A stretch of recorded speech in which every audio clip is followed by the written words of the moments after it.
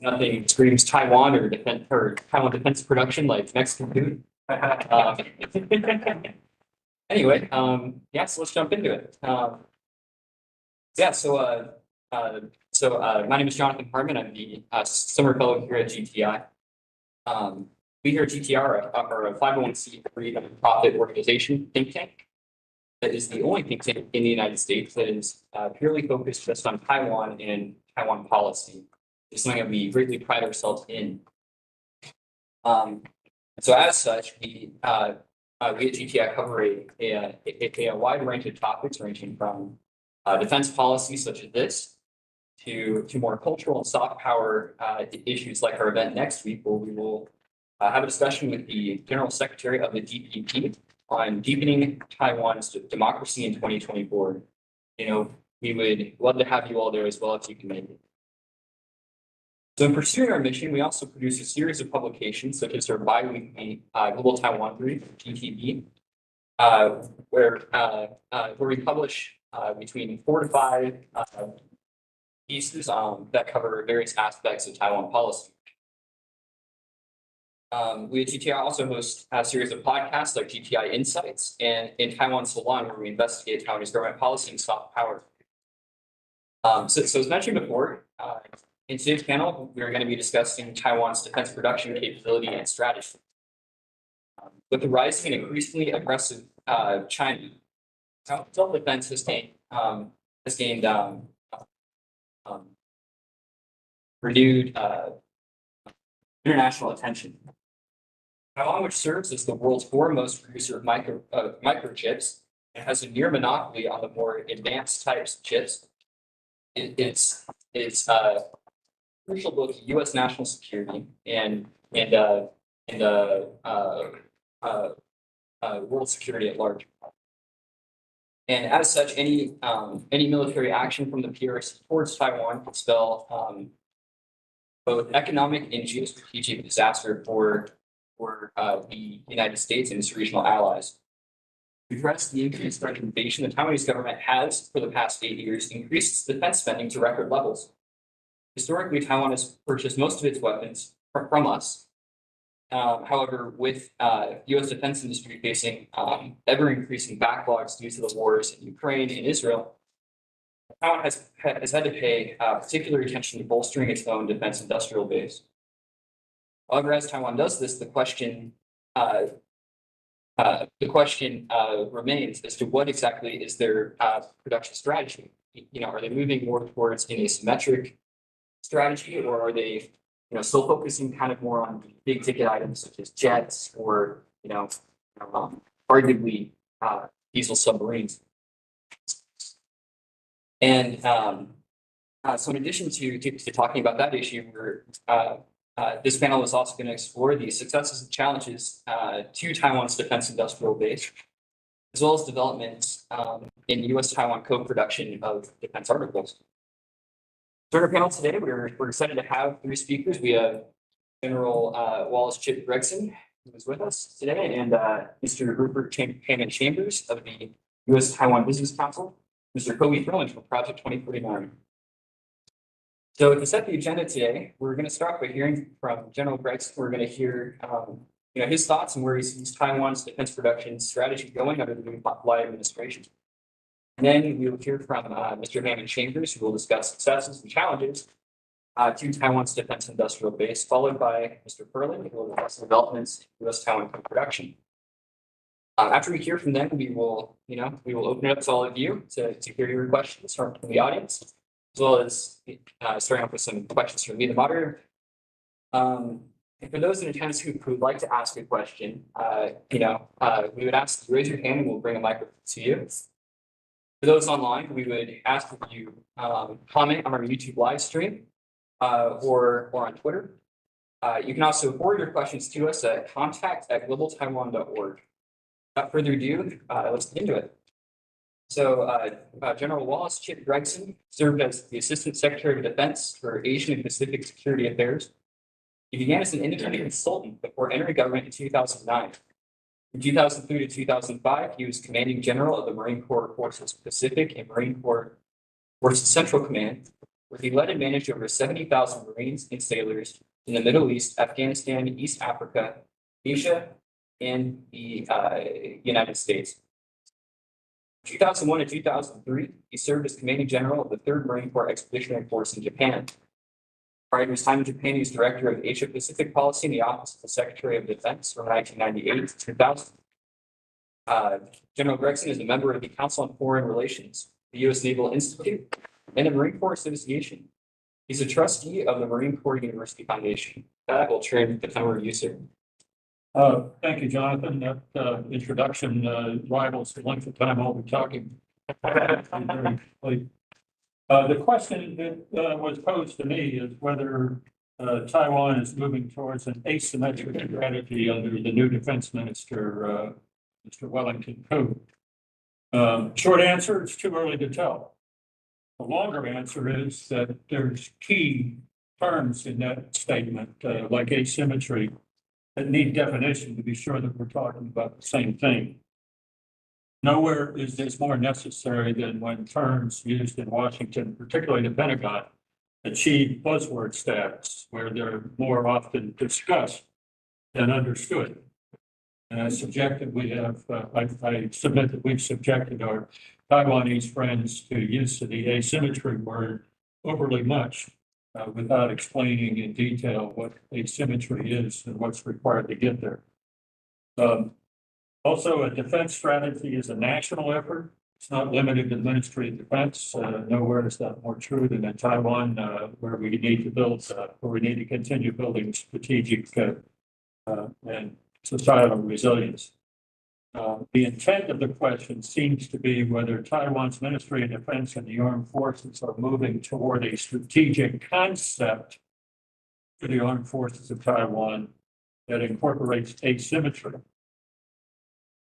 The fundamental purpose of a military service is its role in implementing national policy through its overall strategic concept. This is something that develops in the services singularly and jointly.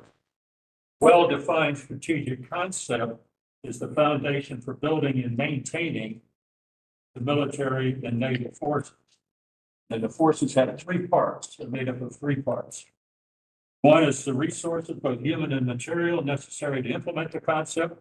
Second is public support that's necessary to secure those resources, requiring a well-defined and compelling strategic concept. And third, an organizational structure that proves that it can take the resources that society gives it and apply them to effectively and efficiently to the concept. Well-defined and compelling strategic concept must explain the how, where, and when the service can prevail under today's threat. It must show how we win, not just how we can charge headlong into the teeth of the threat.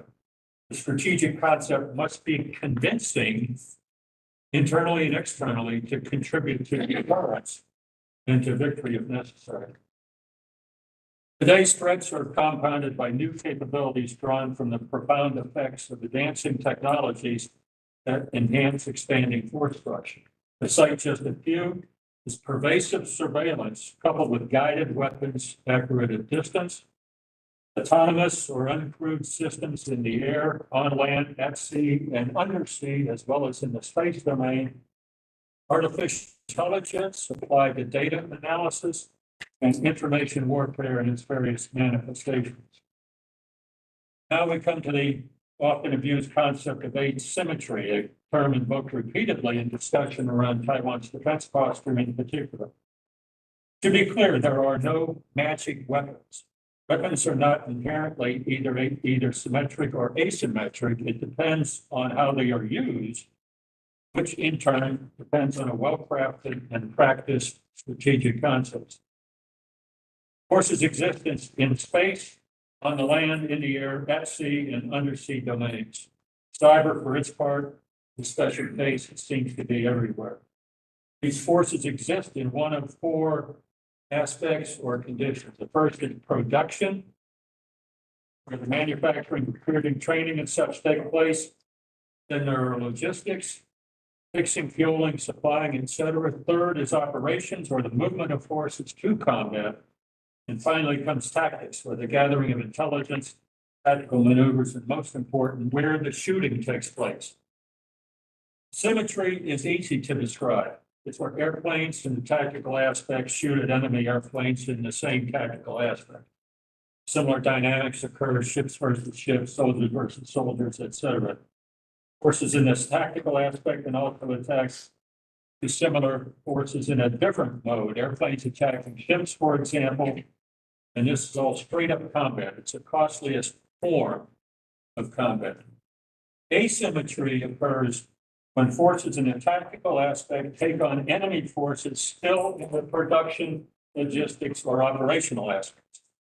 This is where forces with the master arming switch on attack forces not able to shoot back.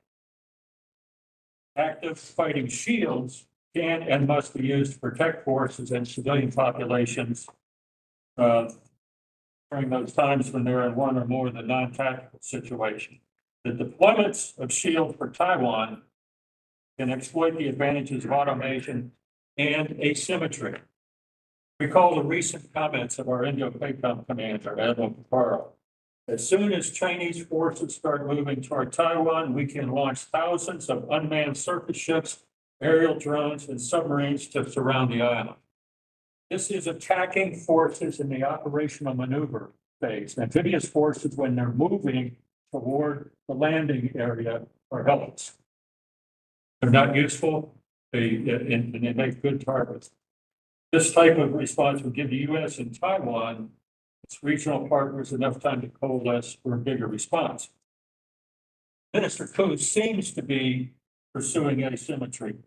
His reduction or elimination of the rehearsed demonstrations in favor of spontaneous responses in the latest Hong Kong exercise seem to indicate that he understands the advantages of military forces drawn from a democracy. Taiwan is a vigorous democracy with a strong educational system and all the attributes of dynamic entrepreneurial spirit. This confers a big advantage. There are lots of studies going all the way back to the days of Alvin and Heidi Toffler when they were required reading things that grew up in a society on ways to do business inevitably transfer fairly quickly to the way nations develop their armed forces. And I submit that this is a key advantage in Taiwan's place that we can take advantage of. Democracies push authority and information down through the organization, down in the military sense, down through the chain of command. And we trust junior leaders to make the right decisions when the situation demands it. Mission orders, commander's intent, and all those things beat centralized hierarchical opponents. We see contemporary evidence of that lately in Ukraine, defying the conventional wisdom that the massive Russian forces would quickly prevail over Ukraine. It's the ultimate asymmetry. Getting there, the path to getting there is not looking for a magic weapon. No such thing exists. But we get there, the road to powerful asymmetry is through quality professional military education, demanding training, successful recruiting, and empowerment of qualified junior leaders. Taiwan is well placed to do this, but it's a broad and deep effort that fundamentally takes advantage of the human capital in Taiwan to enhance the capabilities and the strategic concept of the Taiwan. Thank you. Thank you, sir. I appreciate it. Yeah, getting into that definition of what exactly is, asymmetry is a pretty important concept to define. It's something that a lot of people talk about, but they really don't know exactly what it means. And it's not just an asymmetric weapon, but an asymmetric tactic as well. So going on, turning the floor to Mr. Rupert Hammond Chambers. He's going to discuss successes and challenges in Taiwan's defense production. Mr. Hammond Chambers is the president of the US Taiwan Business Council. He started working for the US Taiwan Business Council in 1994 and was promoted to vice president of the council in 1998. He was then elected as president of the council in 2000. He also serves as the managing director for Taiwan for Bauer Group Asia, a strategic consultancy focused on designing winning strategies for companies. He's also responsible for Bauer Group Asia's defense and security practice. He sits on the board of the Project 2049 Institute and is a trustee of Friends of Vets College and is a member of the National Committee on US-China Relations. Before joining the Taiwan Business Council, Mr. Andrew Chambers worked as the Associate for Development at the Center for Security Policy, a defense and foreign policy think tank in Washington, D.C. He also worked for Advanced Telecommunication Corporation, managing a variety of clients with business interests in the Caribbean and Latin America. With that, I'll turn this over to you, sir. Thank you, Jonathan. I don't think I've had a reference to working for that telecom company in a long time. It's a good job giving that out. Thank you, Jonathan, for inviting me, for having an opportunity to participate with Chip and Colby on an important panel and an important subject matter. The development and challenges in Taiwan's domestic defense industry. For those of you that are focused in on Asia, I'm assuming that all of you are, and to differing degrees. I can't stress enough how much governments in the region, in fact around the world, but let's just stick with Asia, are focusing increasingly on developing their own defense industries. And I think it's important to understand through the prism of Taiwan's experience why that's taking place. Obviously, the United States has had a long-standing relationship with Taiwan.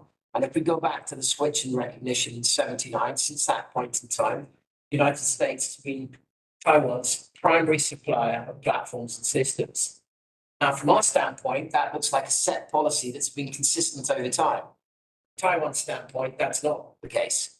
The politicization of arms sales and security assistance to Taiwan has been acute over that period, and particularly manifest through the Bush and Obama years, where our China policy consistently undermined the efforts of, I think, our Defense Department and uniformed military to engage Taiwan at higher levels because of the focus on China and the fact that, or the view that Taiwan arms sales got in the way of a more important relationship. Well, what happened as a consequence of that was that China was able to close the gap. That contributed, assisted to the acceleration of the gap closing. It wasn't the factor, it was a factor, to Chip's point earlier. There's no silver bullet here. We're dealing with a range of different factors that contribute to a direction. And the sort of apex of it all was close to 5-year long arms sales freeze under Mr. Obama's government. 5 years, no weapons, none, zero. So I think when we think about aspects like that, it does inform us as to how we got to where we are. But if you're sitting in Taipei and you're responsible for national security and defense, and you are sitting at Lightinger's national security table, you're looking at that and you're saying, well, it's been abundant since Mr. Trump came in and since Mr. Biden came in. The cadence of arms sales has been excellent, even if heavily boundaried. And overall security assistance looks good, and the Americans look serious about assisting us. But it's not the totality of the history of that relationship. So you've got two factors actually permeating around this issue of domestic defense industry. You've got the erratic nature of American security assistance over time, driven by politics and other considerations. And then another factor, which I haven't brought into our conversation today, which is the economic rationale for standing up domestic defense industry and the technologies that can accrue as a consequence of that may have commercial purposes to broaden the technology base and the economic base of your economy. So please bear that in mind when we look at where domestic defense industry is today and the priority that is placed on it. There is a priority that's placed on it too. I think a huge hat tip goes to three leaders, Tsai Ing-wen, Donald Trump, and Joe Biden. When we think about where the direction that Taiwan domestic defense industry is pointed at the moment, and why those personalities are important, the leaders of governments that have seen Taiwan domestic defense industry as an opportunity to add value to an overall strategy for contributing to Taiwan's national security and defense. For Taiwan, it has been about identifying programs, large and small, large ones like the submarine program or the jet trainer program, smaller programs like the myriad drone programs that they have up and running in the drone center down in Chiayi. So we can put that in the feet of Taiwan, and the willingness on the part of Mr. Trump and Mr. Biden's governments to be supportive at some level. Again, when Mr. Trump came in, I think it was less boundaried. And then when Mr. Biden came in and the boundaries around this so-called asymmetric approach to Taiwan's defense were put in place, certain technologies, certain platforms and systems were nixed in favor of what was viewed to be greater priorities. And that has had an impact on the way in which monies are deployed in domestic defense industry. A good example of that would be Taiwan's next generation fighter program that the government would like to prioritize in cooperation with AIDC, a Taiwan-based company, their largest aerospace company that's building the jet trainer at the moment. They've built this infrastructure. They've got these engineers and design teams focused, but the jet trainer program is halfway through, and the engineers and designers need new work. Well, what are they going to do? What are they going to design? How are you going to retain that defense industrial base if your principal security partner is not in favor of you spending money on so-called big ticket items that don't fit the approach that's being directed? So Leitinger comes into power earlier this year. He sees continuity in Taiwan domestic defense industry. Submarine program is a good example of that. We'll have to wait and see what happens with the submarine program. Notionally, the DPP, the Kuomintang, and the TPP are all supportive in some way of the submarine program, but things start to splinter quickly when we discuss, or they discuss, how do you pay for them. It's very expensive. Submarine program, even if they stick to their budget requirements, it's probably somewhere in the region of 9 to 10 billion US over the next 13 years as they draw it out.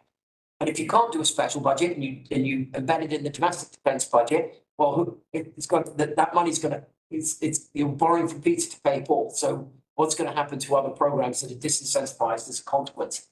So there are some big issues in respect to the big ambitions that they have with domestic defense industry. And I suspect that good journalists will be covering that this year.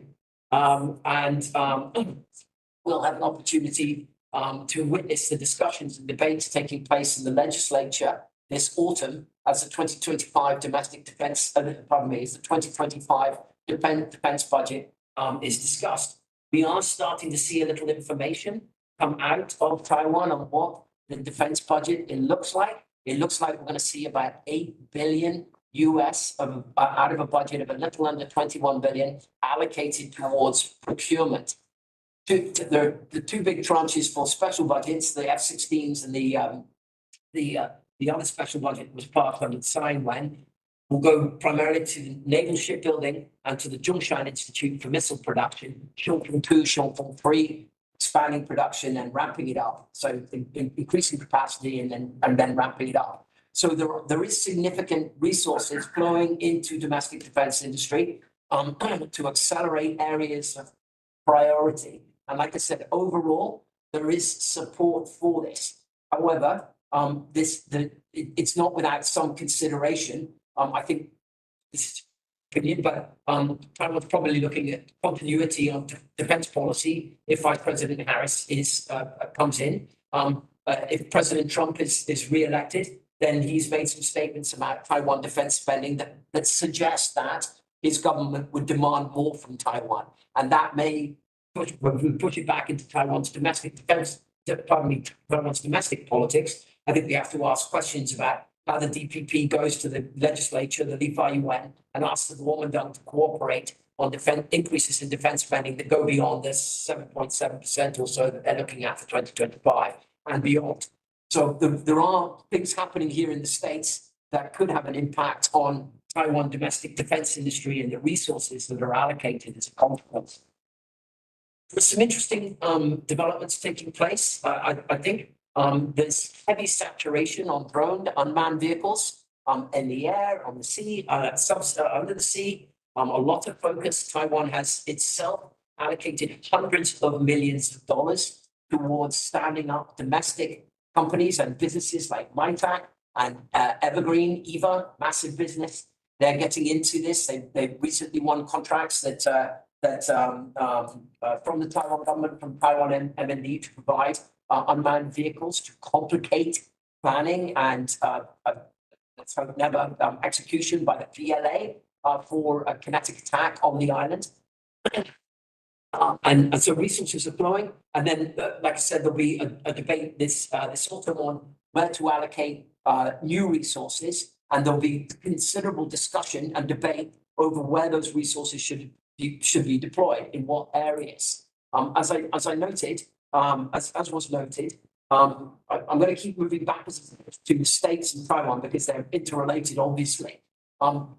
Yes, Taiwan has bought big platforms from the United States, but I find it a bit of a straw man that this argument that that's still a consideration at the moment. It's not. Taiwan hasn't bought a big system since 2019, so we're in the 6th year since big systems were bought. For the last 3 to 4 years, the major focus has been on deterring a kinetic D-Day style attack on Taiwan. I'm not dismissing that as important, but I am suggesting that there are other defense issues that the Ministry of National Defense has to consider. And if the United States is unprepared to provide platforms and systems in areas that Taiwan still is required to defend, then they've got to find some other way of getting those. And I would suggest to you all that their domestic industry is where they're going to look. It'll take time. Obviously, time is a consideration. How much time do we have?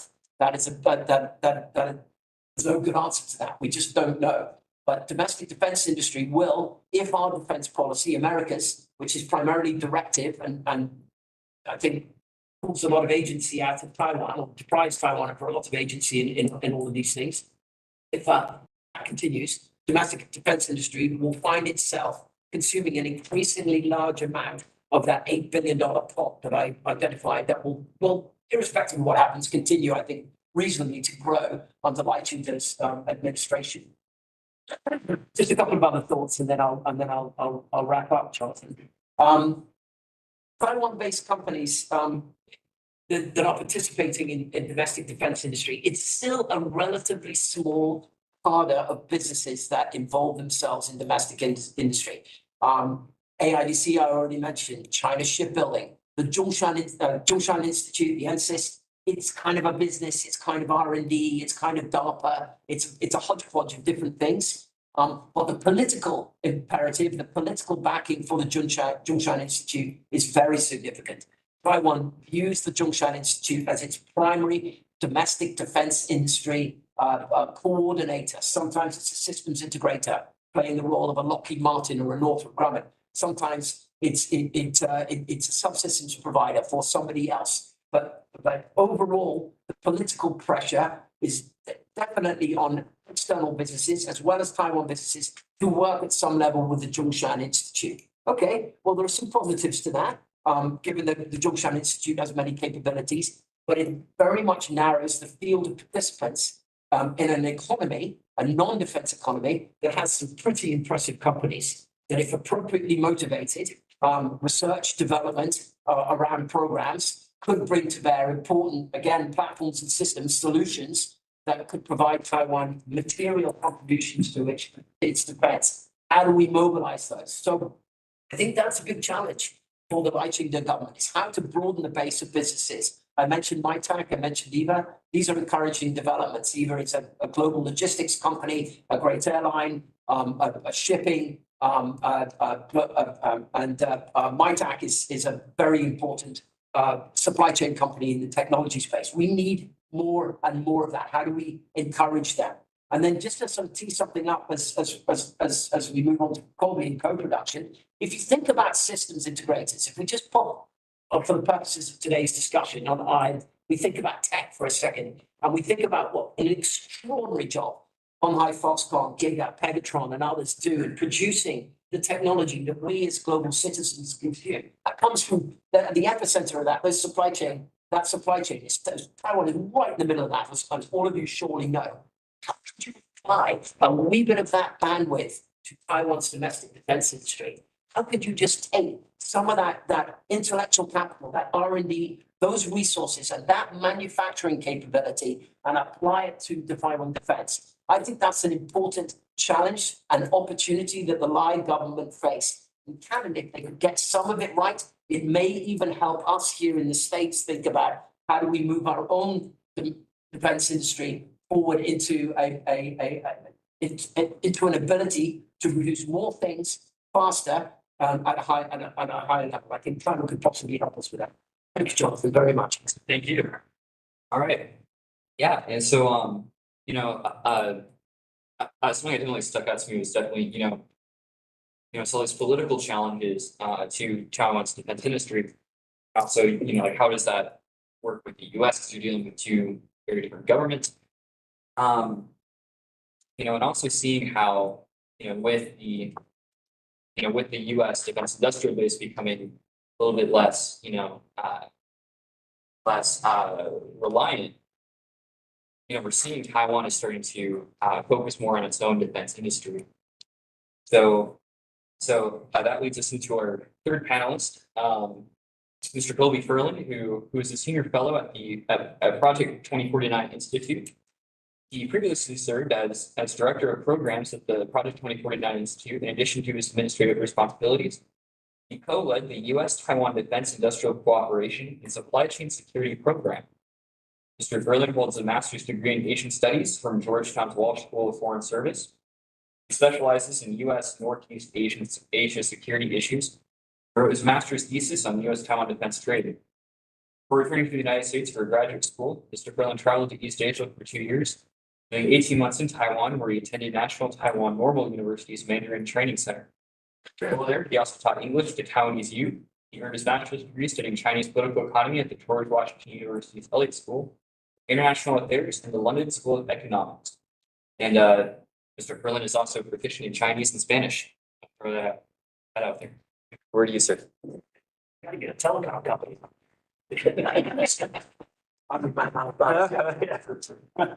Thanks for that, Jonathan.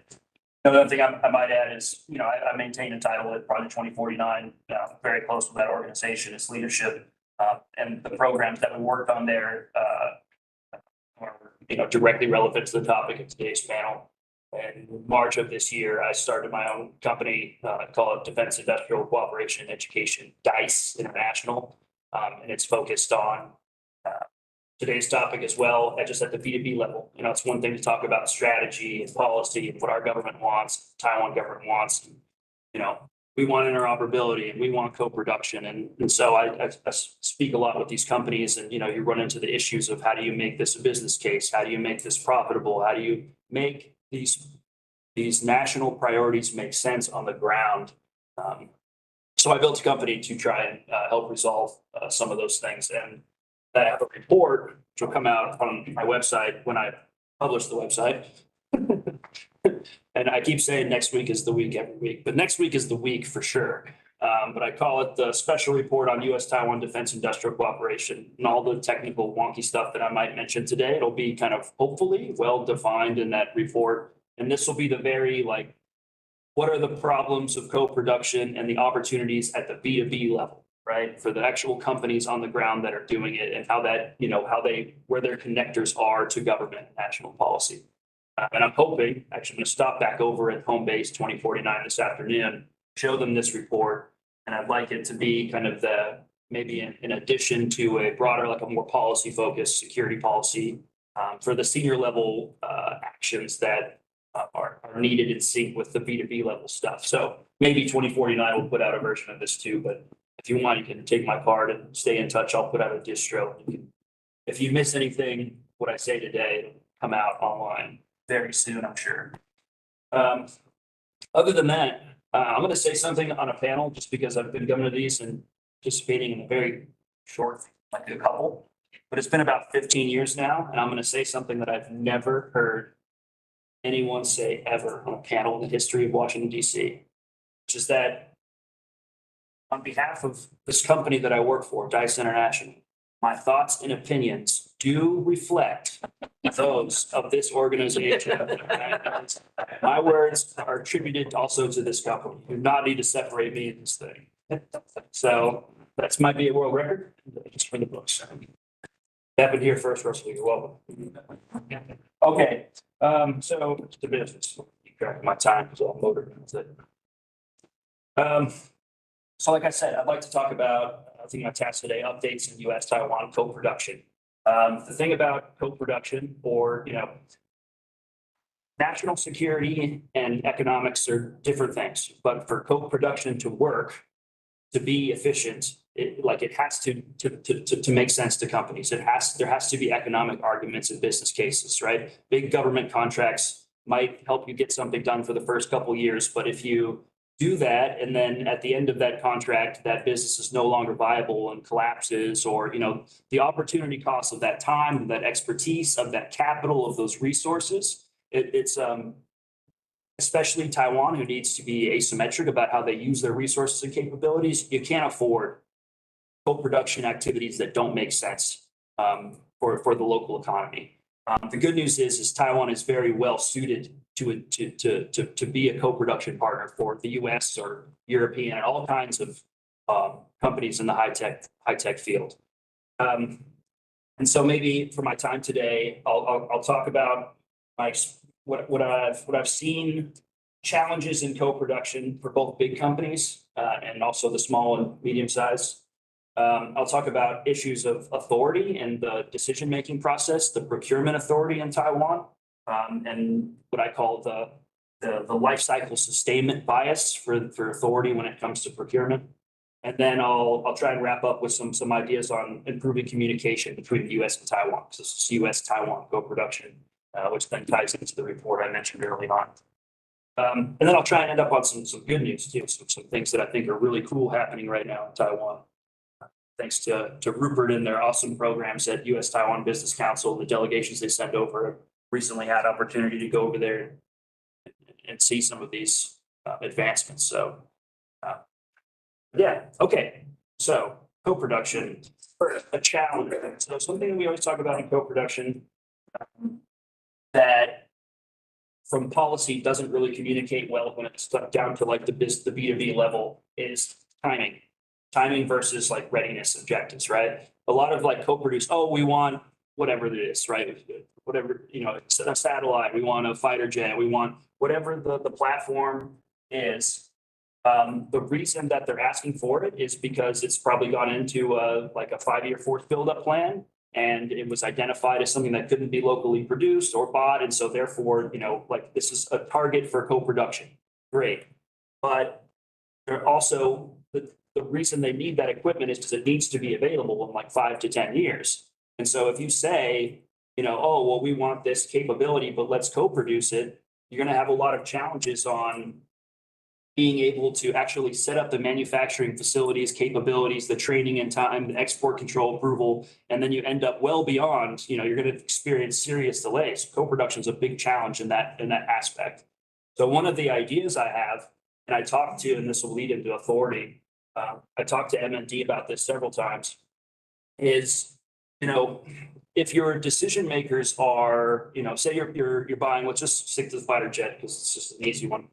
So if you're buying a fighter jet in Taiwan, and you want to enter into a co-production capability for that jet, what happens, I think, and what I see the majority of the time is we end up in life cycle sustainment type co-production capabilities, which makes sense, and there's a good economic case for that, right? When the things, if I buy all these fighter jets and they break down, I don't want to have to ship them all the way back to the United States. I want to be able to repair them here on the ground. That's helpful for my readiness. That's good for my economy. It's good for like jobs on the ground, et cetera. But when it comes to co-producing the more sensitive, like the parts that really can attribute like engine components or things that might find themselves on like the munitions list in the United States, or things that can help really attribute to Taiwan's like AIDC or NCSIST or even their local aviation industry that aren't life cycle sustainment, there's just very little chance that any of that is going to be approved on time. And then there's very little chance that the US prime is going to be willing to tackle those, like, okay, we're going to sell you the jets, but you're going to make some stuff and we're going to make some stuff. Here's what I think we should do. And then the Taiwan side's going to say, here's what I think we should do. And every time that list is like, the US looks at that list and there's maybe like 150 things on it. And they say, okay, 1 through 50, no way. I would never give you that. Okay. 51 through 85, I'll never get export control approval for that, right? And so 86 through, and now we start talking about what's possible. And then it just ends up back and forth and back and forth. Years go by, and then you end up with some parts and maintenance and life cycle sustainment. So I have this crazy idea that when you talk about co-production and you're the power at the table, which is probably the Armaments Bureau, MND, on a major defense procurement. I'm the Air Force. I've bought the fighter jet. I've got the power. I'm the one in charge of the negotiation on what our companies and your companies could work on. Let's take some of that budget for our co-production, what we want to pay for that, and not think about this platform. Let's talk about what I want next, right? Like I bought the fighter jet. I'm the Air Force. I know it's going to be sensitive to move that fighter jet, some of these sensitive manufacturing capabilities over here. But maybe I know that I want to get into space and your company's also getting into space. So let's talk about satellites, right? Things that are on the horizon, 15, 20 years out, where we can build things within like your ITAR barriers on the ground in Taiwan, right? Opportunities for real new products to be on like the front end of the R&D and manufacturing curve. Obviously, saying this to someone in MND who's staring across the strait at a very serious, threat is going to hear something like, "But I should take my money and maybe in 15 or 20 years we'll have a satellite that'll be useful," versus like I have a 72% availability rate on my Apache helicopters, and if you would give me this capability, I can move that readiness up to like 95, 98%. Yeah, no, thank you. Figure out how to fight the war today. Which is why, and I don't blame them for that, and they'll never not make that decision. Which is why other countries detach that authority, right? And some do and some don't. Some countries, they say, okay, you need to acquire your platform and here's your budget for that, and you have life cycle sustainment needs, understood. But when we talk about co-production and what's feasible for our businesses and makes sense for our industry clusters, there's going to be a budget for that, but you don't control that, MND. I detach that, and it's MND will have representatives there, I'm sure. In Taiwan, you'd have Ministry of Science, Technology, OEA, and they say, we're going to use that, and it's not within your authority to decide, that what we're using that budget on, but we'd like your input on your future needs and threat assessment, et cetera. And then you can build that pile and dedicate it to, the next thing in line, the 10, 15, 20 years out, the things that you'll have time to actually build and co-produce. Australia's got a really good model of that. Australia has something called the Center for Defense Industry Capability. Within that, they operate a program called the Global Supply Chain Deed Program. So what they do is they have representatives from US defense primes maintain offices in Australia, and they go throughout the country preparing Australian potential supply chain partners. So when the next big FMS package goes through and it's time to show up to the table and say, we'd like to co-produce, these US primes through this GSCD program, which obviously Australia funds and supports, says, yeah, I'm ready to build that, and I can build 50% of it here because I already have these partnerships with these 3 companies, which you have funded me to help set up for you for this exact case. You can't obviously just move a model from one country to another because they have different economic systems and like different political systems and stuff, but something like a deed program, I've long advocated for in the case of Taiwan. But anyways, so yeah, thank you. There's my first word vomit blurb on co-production, a timing issue, and then a recommendation that we've talked about at Project 2049 for a long time. Just thinking about the next thing that you want versus the actual platform today. And not all of it, right? You do need to do life cycle sustainment. Like you need some of those resources to go there. Other things, challenges. I had a point, just something that's not always thought of is that manufacturing capability is internationally competitive, right? If I'm a major defense prime, like a Lockheed, I've got deals on wheels, right? Like you want to be able to build this, like I have a manufacturing center and this capability that has this cost, this quality, this quota, and it's in India right now. And then in 3 years, it'll be free. And then I can move it to Korea. And then, and so it's kind of this situation. So there's a lot of times I guess my point here is, the need for regional coordination on priorities. Because a lot of times I've seen Taiwan want things and you go and you talk with BAE or Raytheon or Northrop, and they're like, I'll give that to you in 4 years because it's not ready yet. Even if you want to be able to co-produce and fill in the capability yourself in the beginning, I need to bring it over here and I need those personnel that are trained to do that. And so the way a lot of companies think about this is, like deals on wheels, like I'm ready to move this thing and satisfy these requirements to co-produce. And so that's a big industry thing. Obviously, smaller companies don't, in new space and cyber and AI, they barely even own their supply chains. So it's a whole different challenge. Very last point I had on challenges for bigs for co-production is that even in the realm of life cycle sustainment, we're going to buy, again, I'll stick with fighter jets. We're going to buy X amount, and we're going to buy 100 jets, and I'd like to be able to co-produce these components because I want to be able to do maintenance on the airplanes. Like, okay, that's a good plan, but a lot of times, given like what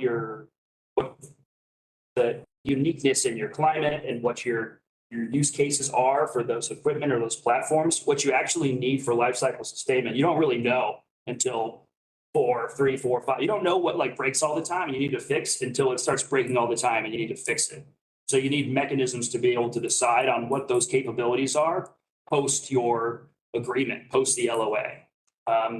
And maybe I'll have good news in a second, but the bad news is I think Taiwan is going the opposite direction from that, right? Taiwan's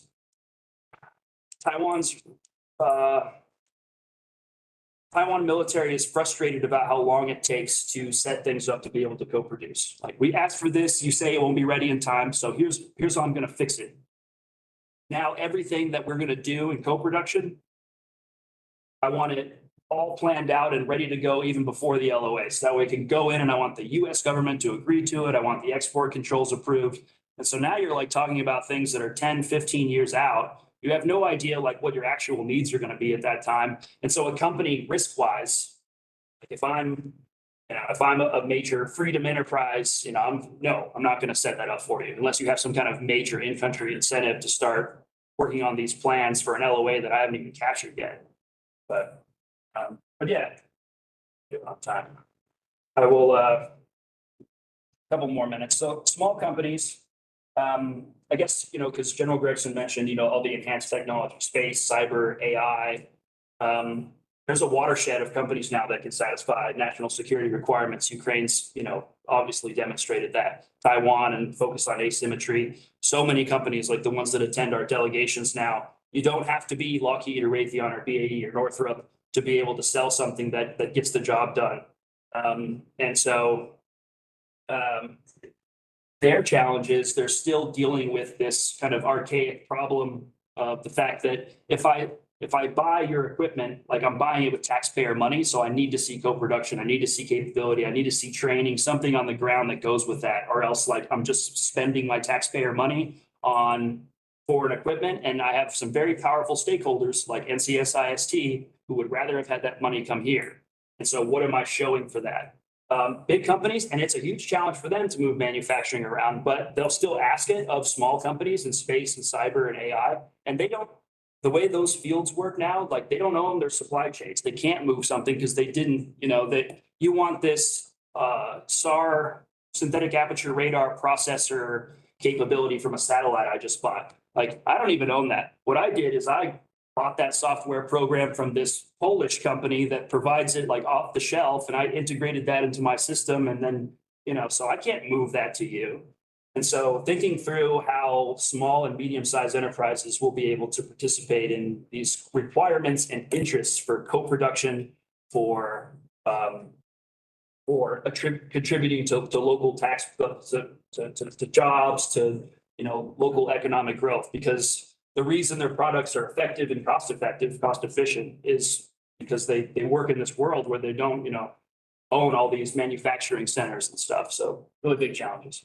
I already talked about authority. My last point, I mentioned the Australia model earlier.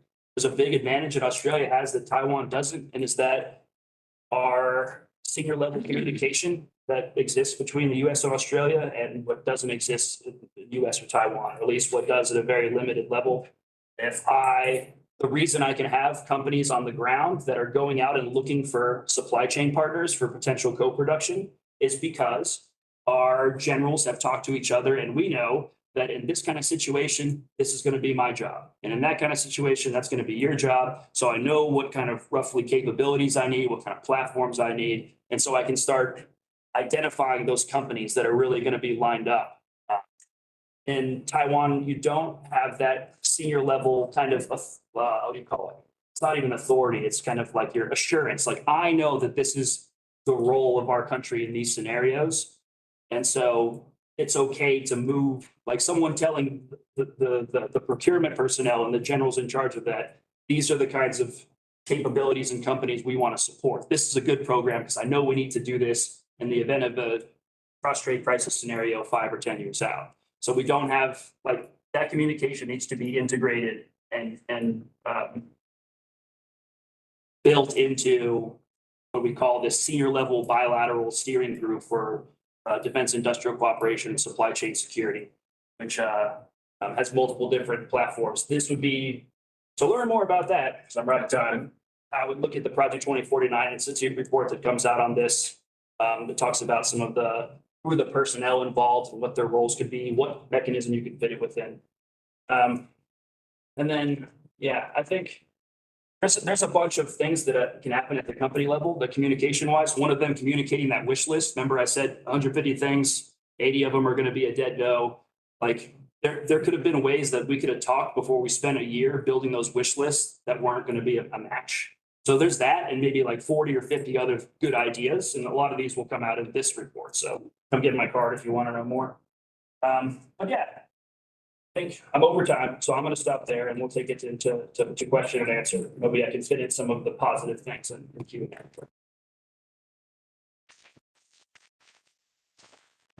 Sounds great. Thank you so much. So yeah, so we have yeah, I mean, I definitely got a few questions of my own. But you know, for so kind of for the group. So one thing I've always kind of wondered, you know, looking at how Taiwan is starting to they're starting to focus more on their own defense industry, because like the U.S. defense U.S. defense sales are becoming more reliable. Is Taiwan starting to maybe replace some of its U.S. systems with some of its own domestically made systems? Because we see with the TK-3 missile defense system, it's roughly comparable to the Patriot missile defense system. So I was wondering if you guys see that as something that Taiwan might be pursuing down the road.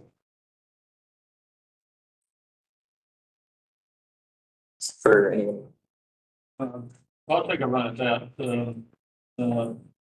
At President Tsai's first inauguration, closely following the actual ceremony, she sat down to talk to the Americans who had traveled to Taipei to help celebrate her inauguration. One of the Americans tried to be sharpshooter with a question. You've made all these promises in this area. You've made all these promises here on the military side. How are you going to afford it all? And she very quickly responded, dual use technologies.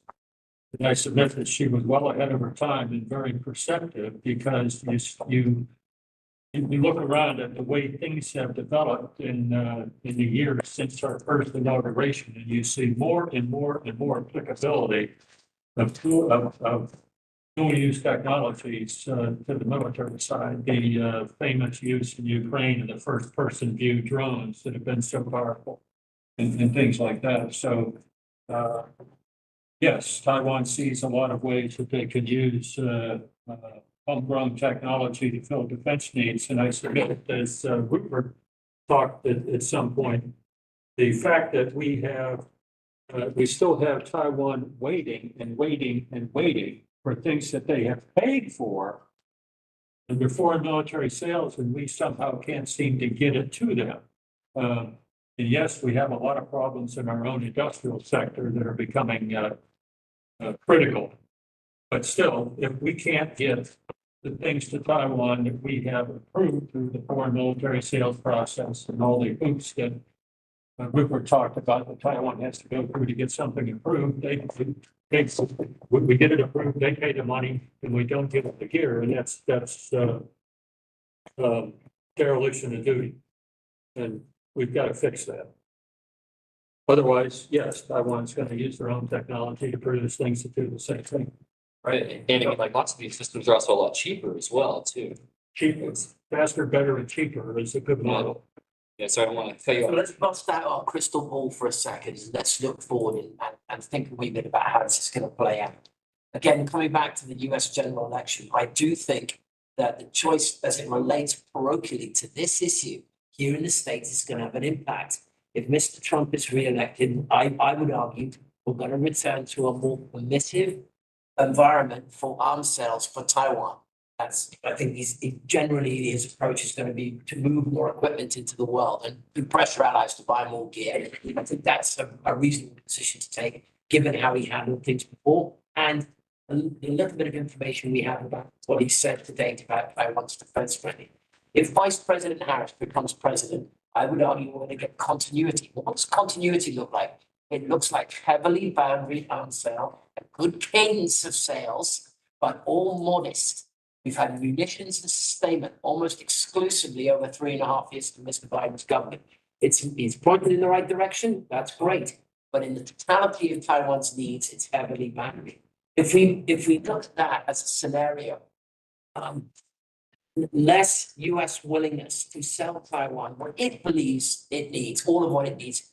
Is there a global marketplace for the technologies that Taiwan needs? Yes. And have we moved into a period that is, to use this word again, more permissive for Taiwan to access technologies, even not so much systems, but subsystems in a global marketplace? 100%. We are seeing it and through the prism of my work. European companies, Israeli companies, they are getting involved in ways in which we've never seen before because there's more flexibility from their governments in respect to how boundary they are. Europeans are it's so slowly, but they are shifting on their China policy. Still very mercantilist, still very Franco-German, but there are real shifts taking place, and that technology is flowing into Taiwan. So when we think about us in the States here and the leverage that we have over Taiwan's ability to procure things or make it themselves, I would argue that the more restricted and boundary that we are, the more likely Taiwan is to use the global marketplace to get what it needs. And you'll find that growing procurement budget embedded in the defense budget will increasingly be applied domestically, where domestic companies will use increasingly non-American subsystems to build what they need. I think that's a trend line that we need to keep. Well, we don't need to keep a close eye on. I certainly will be. But in reflection to this issue, I think it's a really important trend. Yeah, and the only maybe 2 cents value add that I'd have for that is just on the Taiwan production like their ability to produce comparable platforms or capabilities if not available from the United States. One point that I think is often looked over in this is, the United States is always like a lot of our primes are always talking about legacy. Oh, we can give you legacy capabilities, legacy components, legacy technology. And then I don't know, it has like a dirty, like, ooh, it's the old stuff. We can't get the good stuff. But one thing that I think is understudied and not talked about as much is that Taiwan their requirements aren't the same as what ours are for our equipment. So you talked about, well, you have a jet or a missile that United States can do its performance requirements are X, Y, Z, and that's, and Taiwan's can only be this much. But in many cases, Taiwan only needs them to do this much for what it is they're trying to do. Right? The United States' force posture and defense is way different than what Taiwan's is. So there's as far as like what they can produce in the legacy technology world, picture is brighter than I think it's portrayed a lot. Kind of a non sequitur. Perfect, thank you. Yeah, so I think I'll do one more question and then I'll turn it over to the audience. So one aspect of having a strong a defense industrial base is also looking at supply chain security, right? You know, that's something that we here in the States have had to deal with you know, last year there was a big thing in the news where China was starting to put like export controls on things like gallium and germanium. And you know, obviously China controls about 80% of the world's steel production. And so one question I have is, you know, is Taiwan looking at that part as well? Is there, you know, are they trying to invest in say like US rare earth mining or you know, like anything like that? Like it's a little bit off topic-ish, but I was just wondering if any of you guys might have any insights into that. No. No? Not know that they're not know that there's no insights, but no, they're not looking at that. Our big issue in US Taiwan relations at the moment is the prospect for a tax agreement between the US and Taiwan. I mentioned that because the view is amongst industry and our Treasury Department and Taiwan that if that when that tax agreement is finally consummated, it will accelerate inbound investment into the States from Taiwan, but almost certainly in the technology clustering area as semiconductor and technology ecosystems continue to evolve. We're not seeing that kind of defense. Candidly, the small number of domestic defense companies in Taiwan struggle, and that this is, I'm going to pitch this to Colby, he's so smart on this stuff. When you look at it from the Taiwan standpoint back towards us, you see this enormous business opportunity here in the States with the Department of Defense. I mean, absolutely enormous. But the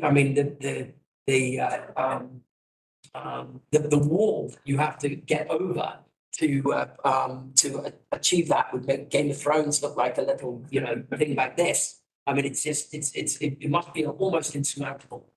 So there's a lot of work in Taiwan to be done to educate those companies that would like to participate in supply chains. One other quick thought for you. The Space Expo, the US Space Expo was just several months ago here in DC at the convention center. And Taiwan has a burgeoning exhibit and a series of companies come. What was noteworthy about it, I think there were 12 or 13 companies in this year's delegation. Every single business, and I mean every, I don't, you know, one shouldn't speak in totality, but in this instance, it's absolutely accurate. They all had, as part of their pitch, clean China supply chains. They come to us, you can get what you need from a subsystem standpoint, and there's no China content. I do think that's an interesting selling point. Yeah,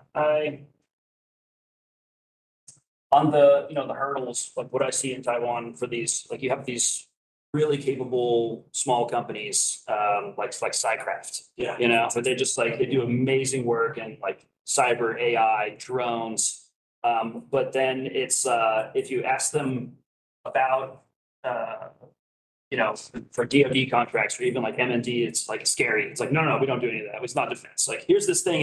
It's, you know, it's all, you know, natural disaster or humanitarian HADR focused.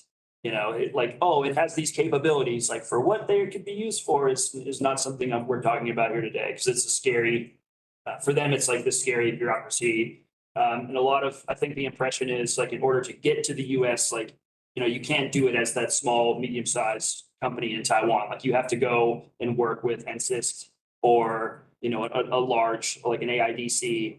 And then you get into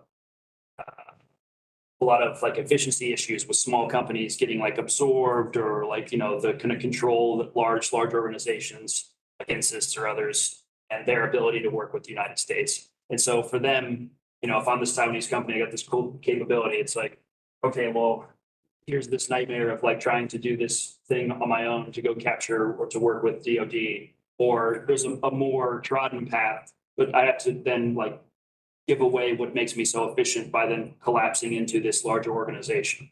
And I'll tell you, it's a lot of the CEOs of these companies that are crushing in Taiwan. They don't want to do that. It's anathema for them to want to like fold into an NSIS type. They're proud of what they can do. So the road to actual like,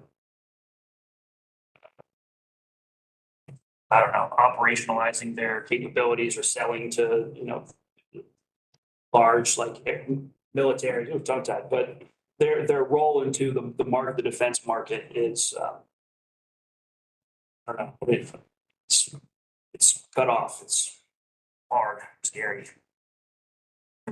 That's what, All right, well, thank you, gentlemen, appreciate it. So we have two questions that are that were sent to us, so we'll get to those first, and then we'll get to you guys. I know you're itching to ask questions.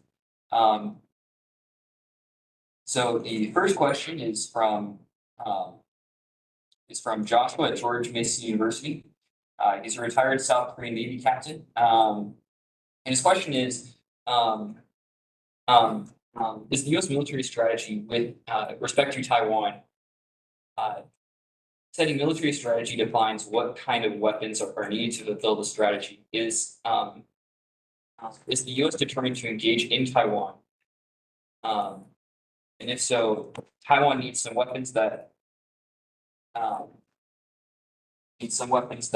are leading U.S. military rebel to Taiwan.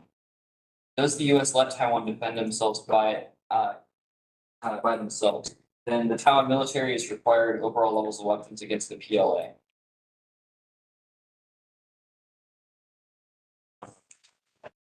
So I'd assume so is Taiwan expected to work by itself in this environment? I'm speaking personally, I'm not quite sure what the question is. Working by itself, what in weapons development, what in sales, what, can you just get the number of the question? Setting military strategy defines what kind of weapons are they looking for to fulfill their strategy? Like what kinds of weapons are they mainly focusing on right now? Can I ask a question that to combine those that? Yes. I think so. Sort of my curiosity, I think that speaker, that question came from what Colby said at the end of his speech. And my name is Ben Sando, and I'm a research fellow at the Taiwan Institute. So the question I think is how it's sort of a follow-on of how you can set priorities for spending and defense acquisition in Taiwan if you have no clarity on what the US's response will be if there is a contingency in Taiwan. So I think the question is, can you go into further about how this policy of the United States of strategic ambiguities is going to affect acquisition, which is a very unique situation around the world, and is what makes Taiwan different from Australia, which Colby mentioned, where there is a lot of clarity and which fosters a lot of opportunity for collaboration of defense acquisition between the US and Taiwan.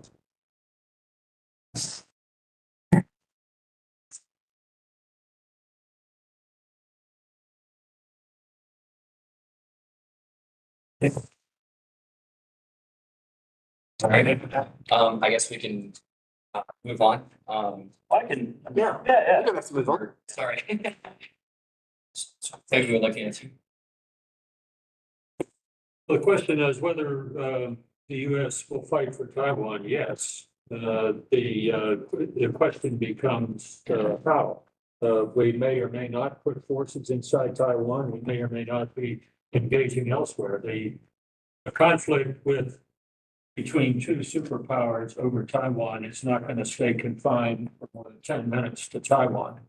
It's going to be regional, if not global, after that. And I would submit that looking at the situation as control of the sea and control of the air in and around Taiwan becomes critical. Whether we do that from forces that are introduced into Taiwan or whether it's forces that are operating elsewhere, has something to do with that.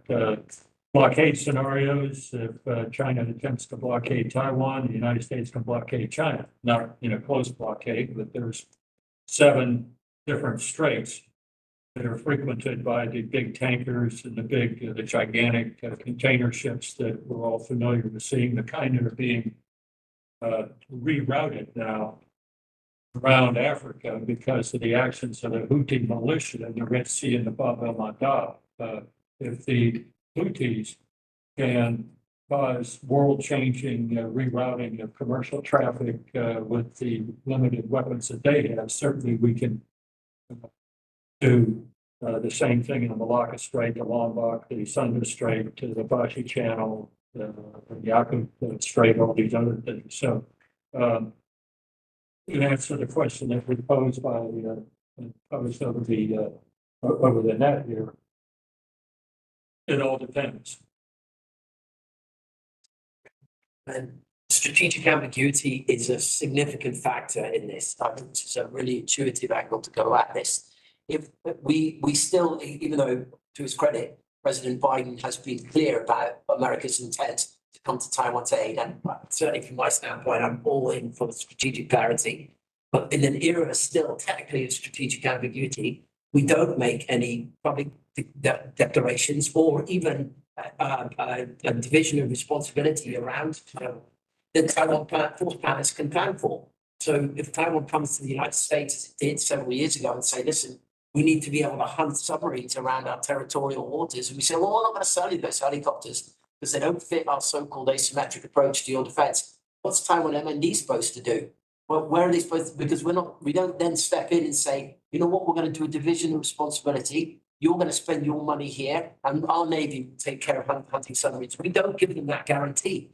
So they are unable to procure what they need to provide a capability to do something they need in their own territorial waters, because we've got a priority, but we're not prepared to adjust our policy to provide guarantees so that we can have a division of responsibility. The so-called asymmetric approach and the boundary approach works in strategic clarity and a division of responsibility. In strategic ambiguity, it does not work. Really like the question.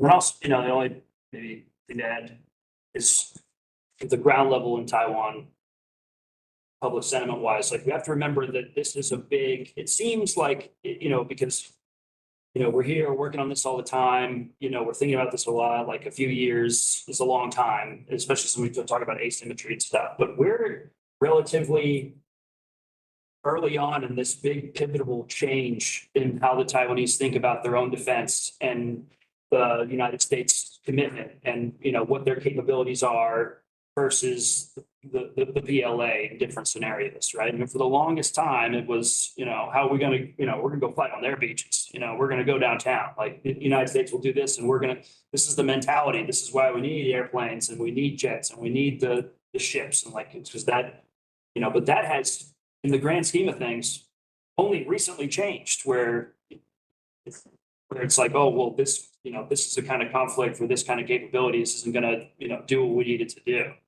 And so while you have this, it's shattered the strains of thought in Taiwan. And this is not my insight. I get this from a man named Admiral Li Xinyin, who was former chief of general staff of Taiwan, was the highest ranking uniformed military officer, former, maintains affiliation 2049. We worked on one of his books together.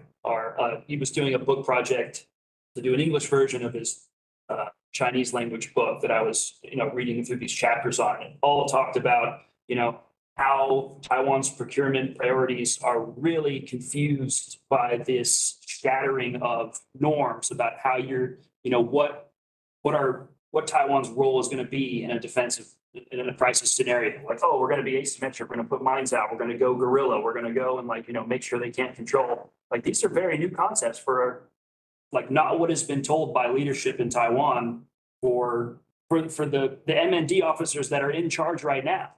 And so it's like this, I don't know, there's this whole web of public perception about what their capabilities are in and of themselves against a potential PLA threat, and then also like the America complex, like, you know, oh, America will come for sure, America will be here, so we just need to be able to do this, like, oh, what now, will it? And then there's people that say, well, I think we will, but we need to tell people like that they will never come, so that way we gotta be prepared as if they're not coming.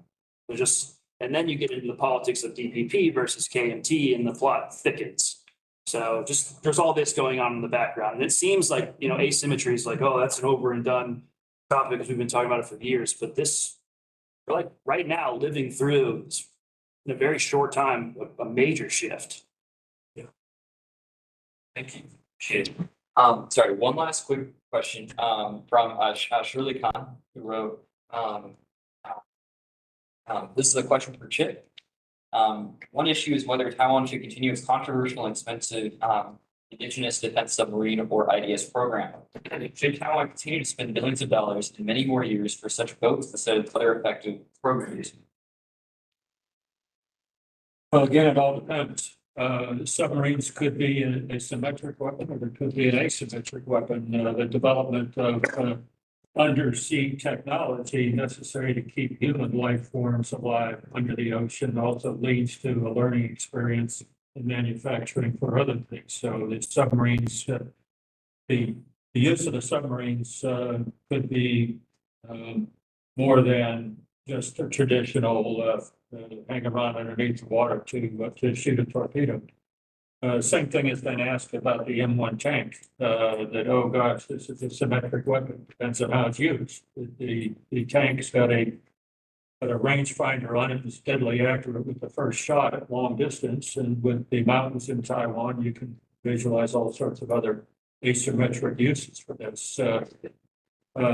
I return to one of the points I tried to make in my remarks, that weapon systems are not inherently offensive or defensive. It depends on how they're used.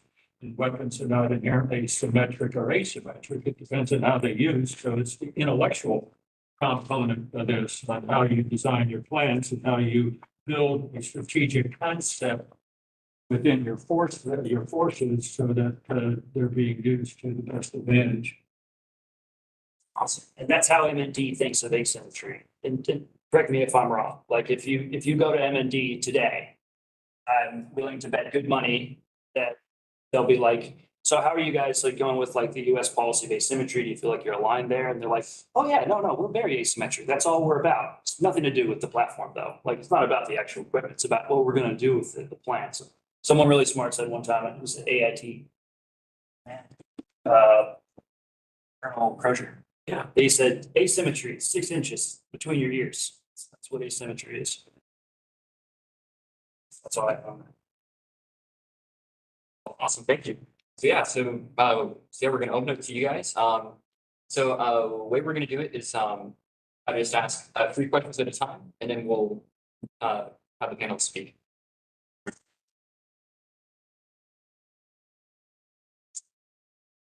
I'm Peter Murphy, an intelligence analyst and a former diplomat. Imagine in December, Xi Jinping gets a diagnosis of pancreatic cancer.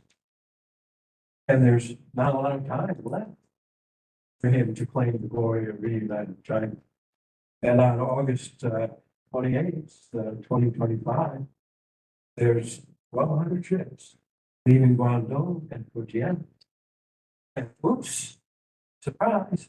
We didn't cancel leave. We didn't take Kinmen Matsu in the Penghu Islands. We didn't send out the Coast Guard and the PRC Navy to blockade the islands. Here come the ships. The only solution that Taiwan has in this situation is to have enough drones, enough anti-ship missiles, and hopefully some underwater and anti-ship drones as well. That's it. If you don't have all of those in sufficient numbers in place by a year from now, you lose. Now, one way to help bring it about would be to produce anti-ship missiles and particularly drones in sufficient quantities very quickly. I brought this up with Ukraine. How many Taiwan delegations have come to you and asked for crash samples of Shahed 126 Iranian drones, which cost $20,000. Their answer was, no. I have to ask the general, how do we get the US to share knowledge with our other good buddy, Ukraine? Because right now, as best as I can tell, absolutely nothing is happening. Sir. Thank you for asking.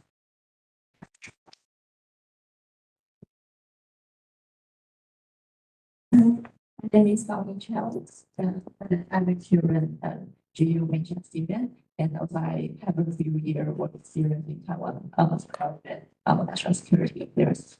And my question is quite broad. It's like, thing, why there's no any like profession going on right now. So especially on the items that Taiwan already purchased. So I think that's like quite making sense for the US side because like we already agree that Taiwan should have this weapon. And also like we know we have some kind of like national in the defense industrial problems that we cannot have like the late in the delivery. So maybe like some kind of like production or some stand-up production on this side is like makes sense. And also it makes sense for Taiwan side because like for the economic problem you're talking about and also like for the like the policy problem that we need this kind of weapons. So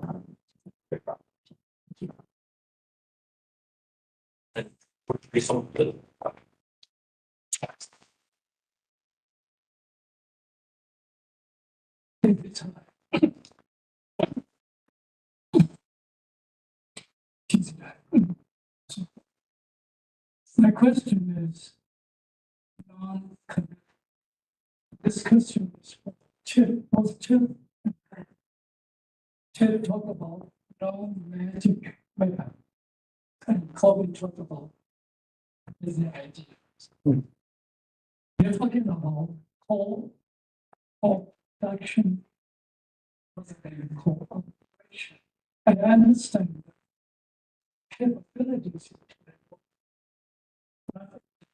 government.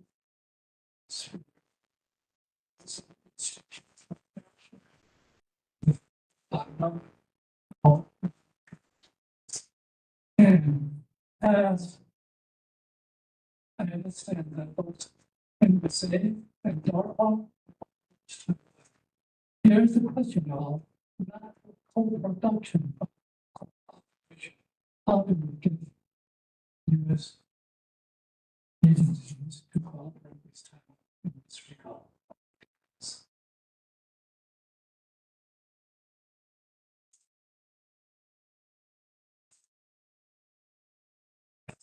Whoever would want to start. Since I was called on first, and the combination of diplomat intelligence analysts is an interesting one. I think you're on the mark. I think that there's a historical comparison here that we had the Spanish Civil War going on, where it turned out it was a test bed for, among other things, it was a test bed for weapons that were used in World War II. We watched that. We didn't do anything about it. We watched the other things going on in Europe. We didn't do anything about it. We watched Japan's jump into China, didn't do anything about it, and we didn't react appreciably to what was going on until Pearl Harbor was attacked. I think we have the same tendency now where we're watching things happen and we are concerned about it, but we won't do anything. It's like watching the danger of a fire develop in a city and not building a fire department to fight it. I don't know. I don't necessarily know how to fix that overall, other than continued pressure and continued analysis. And you're right about your analogy of the ships approaching. You need to have something that's already in the ready ammunition locker to use at the moment it happens. The non-kinetic weapons, I had the opportunity 2 or 3 times to meet a very impressive woman in Taipei, Audrey Tang, the digital minister. And Taiwan seems to be the world's expert on countering a lot of the non-kinetic weapons, including disinformation, cyber spoofing and intrusions and all. I think the United States would have a lot that we can learn from how Taiwan handles the constant pressure like this from China on a daily basis. Okay, well, so I got 2 points there. One, just on the last question, raising ideas and cooperation, especially like in the R&D, future technology capability. So this goes back to some optimism I have. So Taiwan's really doing some very cool things, a lot of energy that still the coordination is coming together on in this field. A couple organizations I'd point out, the Gukseon, the National Science Technology Council, very well-funded senior leadership organization. And they run, I think they started 7, say this on these last, of the 7 Defense Technology Research Centers, DTRCs. And they are set up with the objective of looking at militarily relevant capabilities for dual use that also work with Taiwan's industry clusters in aviation, in green energy, and all these things that dual use wise. One of the big things in Taiwan when it comes to R&D is zero fail culture, which is why space is so hard. You know, you're going to fail in space many times, but in Taiwan, you have one failed launch and your funding evaporates. You know, it's very difficult. So these DTRCs are set up to be able to work on programs that fail and you need to do that in order to work with the US and to, get into future capabilities. So they're like startups right now, but I would keep an eye on those defense technology research centers and see if there's like a potential international cooperation you could set up with that. And the last question, why not a lot of co-production right now in Taiwan? 2 quick points. One, obviously, export controls is still a big ongoing process in the United States. That's getting better. We're moving a lot of things from munitions lists to commerce control lists that help a lot of the components and stuff get through some of the red tape. But co-production is like the big scary, like there's lots of things you can do in cooperation that aren't like co-production. That's like the what do you call it? The holy grail, right? And it's like so harder to do. And then the other thing is, again, it's got to make sense at the B2B level, right? Supply chains are sticky. And so why is there not co-production for items that are bought that Taiwan has right now? It's because the supply chain that makes that exists right now in California or Texas or somewhere where they're making money for US citizens. And we know the costs, I know the quality, I know like time. And so if I go to California and say, hey, guess what? I need you to move your manufacturing center to Taiwan. They'll be like, no. They're like, no, we have to. Okay, well, it's going to cost 3 times as much because all the risk I'm taking on to move it from a known to an unknown. And then when I give Taiwan that price, 3 times as much, it's not cost effective. So there's some real business decisions that make that really difficult. That's all I have. Take 5 times. We could do maybe one last round of questions if that's okay with you, gentlemen. I don't want to take up all your time, but okay. All right.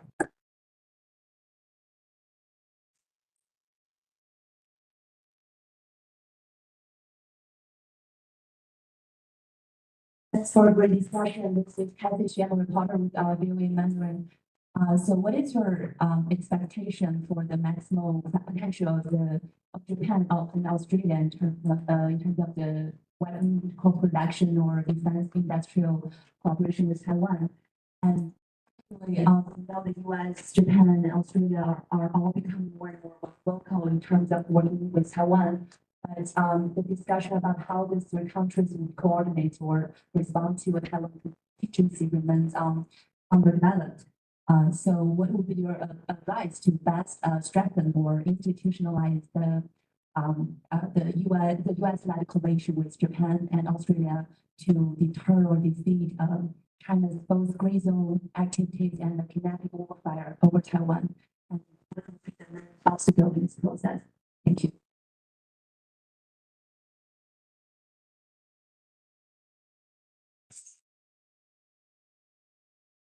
Sounds good. potential for cooperation among Japan, Australia, and Taiwan is on the upswing. A lot of things have happened that, particularly in the Japanese area, that for years were considered something that was politically impossible. Japan and Australia are signing reciprocal access agreements. Japan and the Philippines are signing reciprocal access agreements. This means the possibility of Japanese forces training in the Philippines, Japanese forces training in Australia, and vice versa. To the argument or to the point about Japan cooperating with Taiwan, limited, but limited might be okay because the primary responsibility of Japan, if it goes to the war over Taiwan, is to defend the 6,852 islands that comprise the nation of Japan, according to National Geographic's database. That also affects control of the East China Sea, which would be vital to us. And yes, Australia's been leading forward. They're famously now part of the AUKUS program, where we're talking about nuclear submarines for Australia, and we're already training Australian submarine officers and sailors in the United States institutions that deal with the nuclear submarine field. So they're looking at long-range power projection here. They're also very aware of the value of their location as that governs the or looks north onto the island archipelagos there that are so valuable and so much contested now by Chinese political warfare. Papua New Guinea, Vanuatu, and the others.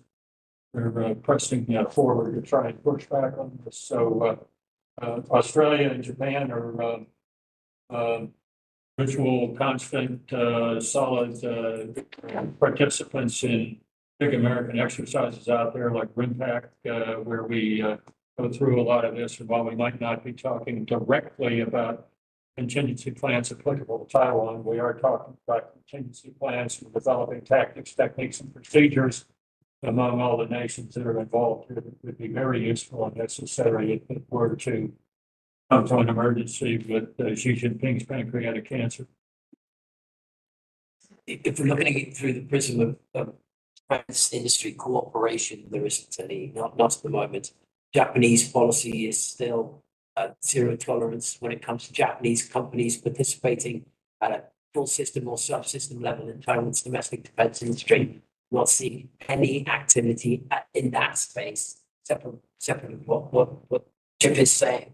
And Japan has a pretty good defense industrial base and good platforms and systems. And there are subsystems that could be useful, but there doesn't seem to be any movement yet. Perhaps in time, looks like the trend line is pretty positive, but it'll be very slow to change there. And the Australian defense industry is dominated by America's primes. So their defense industry focuses on Australia's own defense needs, but you don't see a lot of export out of Oz to other countries. So it would be surprising, and any countries that do participate in that are US primes, and they're already active in Taiwan, but directly as opposed to Australia. Nothing to add. Sounds great. Well, thank you all so much for being here. Very much appreciate it. And gentlemen, thank you so much. I appreciate you. Yeah. Really?